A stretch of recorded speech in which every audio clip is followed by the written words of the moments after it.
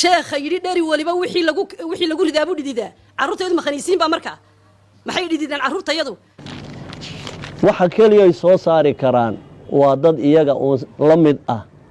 oo waxa la yiraahdaa dhari kastaaba wuxuu dhididaa waa waxa gudihiisa ku jira oo waxa la yiraahdaa dhari kastaaba wuxuu dhididaa waa waxa gudihiisa ku jira sheekh yiri dhari waliba wixii lagu ridaa buu dhididaa carruurtaydu ma khaniisiin baa markaa maxay dhididaan carruurtayadu sheekh yiri dhari waliba wixii lagu ridaa buu dhididaa carruurtaydu ma khaniisiin baa markaa maxay dhididaan carruurtayadu kulan wacna wanaagsan daawadayaal meel walbood joogtaan iyo si walbood maqalkana iyo muuqaalkana inii soo gaadhiyo kusoo dhawaada barnaamij kale oo uga hadlayno samafale Cabdimaalig Muuse Coldoon oo nogeyn in maalmihii ugu dambeysay baraha bulshada aad looga hadalhayay kadib maxkamadii gobolka Maroodijeex wakii ay amartay in la sii daayo kadibna xeer ilaalinta gobolkaasi ay dib ugu celisay xabsiga sifa sharci darro ah shalayto ugu dambeysay waxa dhacday odayaasha iyo sidoo kale waalidiinta dugsiga Abaarso ciyaalkooda ay dhigtaan iyo jaamacadda Barwaaqo ayaa war ka soo saaray waxayna bixinayeen hadallo kala duwan kuwaasi oo ka dhana Cabdimaalig Muuse Coldoon waxayna sheegeen in ay bannaan tahay in la dilo Cabdimaalig Muuse Coldoon arintaasi uu faragashtayna ay khalad ahayd xataa haddii la sii daayana uusan naga badbaadin barnaamijka waxa weeliyo saaxiibkay Abwaan Tabiye arintani waad arkaysay maalmihii ugu dambeysayba in baraha bulshada ay aad u hadalhaysay hadalkan waalidiinta ay sheegayaan ama ay ugu hanjabayaan Cabdimaalig oo wali xabsiga ku sugan arrinkaasi maxaad kala socotay maxaase u dambeeyay aad baad u mahadsantahay wacane arrinkani wuxuu noqday horta arrin hadalhayntiisu aad ay maanta u badan tahay baraha bulshada sida Facebook iyo YouTube iyo meel kasta oo baraha bulshada yani laga isticmaalo ama loo isticmaalay in wax lagu gudbiyo waxaad arkaysay in waalidiinta qayb kamid ah kulli ma ahan qayb kamid ah iskuulka Abaarso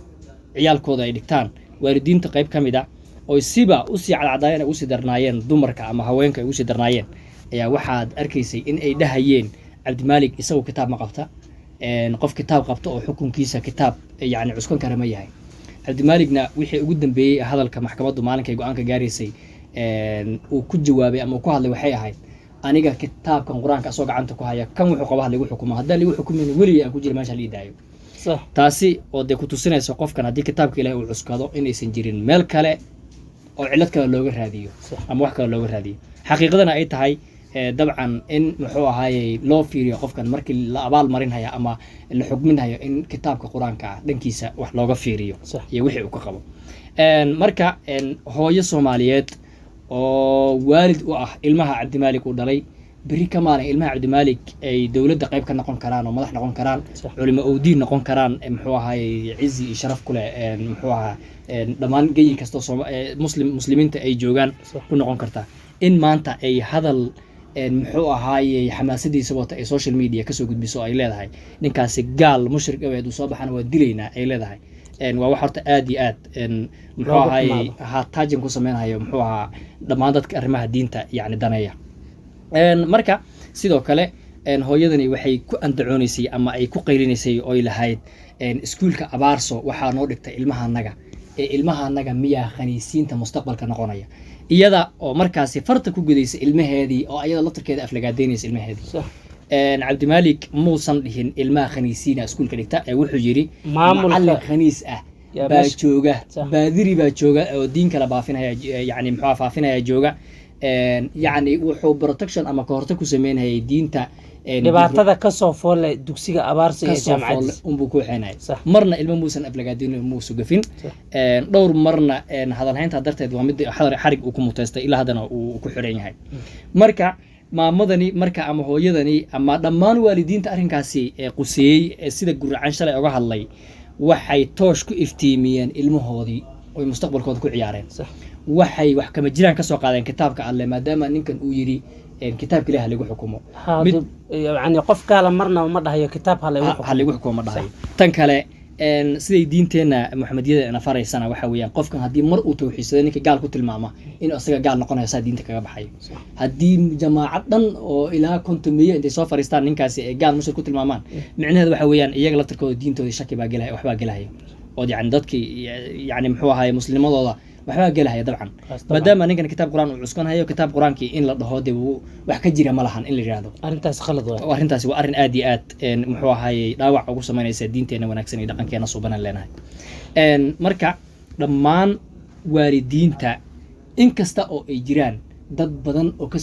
kasoo horjeeda xariga cabdimaalik oon la bayl ahayn oon ku heeb ahayn oon la baylba ahayn oon muxuu ahay innaga ka mid nahay inta diinta danaysa ay ka mid yihiin baa waxay kasoo horjeedaan oo ka xun yihiin xariga cabdimaalik go-aankii maxkamadda kadib tii hore ha la yidhaahdo cadaalad darraa jirto ha la yidhahdo maxkamadda cadaalad bay samaysay ninkii waxay tiri dembi waa lagu soo waayay hala sii daayo dadkii raaxfaanka ka qaatay marka waxaa ka xun oo cambaareeyey oo ugu yaraan intaasoo milyan oo Soomaali ah muslimiinna ah yaa muxuu ahay cambaareeyey inta ayada ahayd oon inaga ku jirno waxaa haddana qalbiga annaga dhaawac u geysanayo ama yacni muxuu ahaayey sharaf dhac weyn ugu noqon hayo in maanta hadal uu ka soo yeero lagu gaalaysiinayo haddana arrinkaasi aad baan u dhaleecanaynaa arrinta kale aan rabay inaan ku weydiiyo maamulka Somaliland madaxda ugu sarsareyso arrintani kama aysan hadlin maalmihii ugu dambeysay maxkamaddii wakii ay amartay in la sii daayo cabdimaalik xabsigana dib loogu celiyey waxay maxkamad ku amartay in lagu sii daayo oo yacni kiiskaadii la dismisgareeyey maxay tahay sababta loogu celiyey haddii lagu celiyeyse xabsigii maxayse oga hadlaada maamulka Somaliland waxaa looga hadlayaa horta waxa la lafa abayso hoos ka xiriirsan ama ilka abayso gunta ka xiriirsan hadba sidii Soomaalida yacni ay u isticmaasho dadkani waalidiinta ah ee hadda maanta gaalaysiinayo cabdimaalik le hadduu soo baxo waa dilaynaa waa dad isku haleyn dawladda ku qaba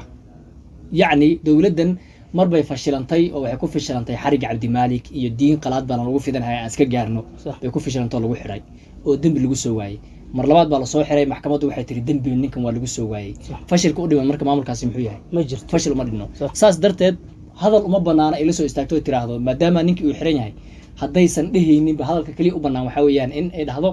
go-aanka maxkamadda Maroodi Jeex bay qaadatay xukuumadda waa maxaa cafis baa loo fidiyo ninkaasi marka hadda waxaa isdhihi karaa dadkani hadda hadlaya cabdimaalik u goodinaya asagoo weli xabsiga ku jiro dawladda ayay leen ka haystaan ayagana maxaa dhihi jiray hadalkaasi saameyn kuma keenayso dabcan waxa weeyaan hadalkaasi saameyn hadday uga baqayaan oo isleeyihiin yacni waxbaa idinkaga imaan doonaan ama maamulka xaggiisa idinkaga imaan doonaan lamaysan soo istaageen qof asagaba dulman oo xabsi dhex yaallo oo cadaalad loo raadinayo kumaysan sii xukmiyeen inuu gaal yahay maanta oo yacni in la dilana waajib ay tahay hadduu soo baxaana uusan noolaanaynin kolleyda waa arrinkaas haddii yacni qof xabsi ku jiro oo weli xiran inaad maanta ugu sii goodiso oo dhahdo haddii aad soo baxdo ama uu soo baxo ninkaasi waan dilaynaa arrinkaasi de meel adag ayay gaaraysaa arrintaasina ilaa xilligan dowladda Somaliland kama hayno qofkii hadalkaasi ka soo baxay waa la xiray ilaa xilligan ama yacni meel baa la geeyey ilaa xilligan ma jirto see loo xiri qofka dabcan qofkan markii horeba isku hadleyn buu meesha la soo istaagay waxaan arkayay shirkado xitaa ay loogadoodu saaran tahay oo shirkadda dahabshiil ka mid tahay arkayay oo loogadooda muuqaalka ay ka muuqato dabcan yacni waxaan waa wax la soo agaasimay oo hay'ad wadato oo dabcan dhanka dawladda laga taakuleeyey oo la soo qaban qaabiye weeyaan oo guddiga dhammaan iskuulka abaarsa ku sugan waalidiintii iyo waxgaradkii iskuulka abaarsa maamulka ahaa intuu dhisnaaba soo joogay baa ku sugan marka waa insurance waxay ka haystaan dawladda ama caddayn bay dawladda ka haystaan dabcan dawladda ayaa ku garab taagan marka hadalkii maadaama dawladdu aysan social media direct usoo istaagi karin waa inay shacabku usoo mariyaan oo meesha jilicsan markaasi ay ka soo galaan hadalkan baana u furan aad baad u mahadsan tahay abwaan tan iyo intaan barnaamij kale la mid aan ku kulmi doono waxaan naga tegaynaa sidaas nabadgelyo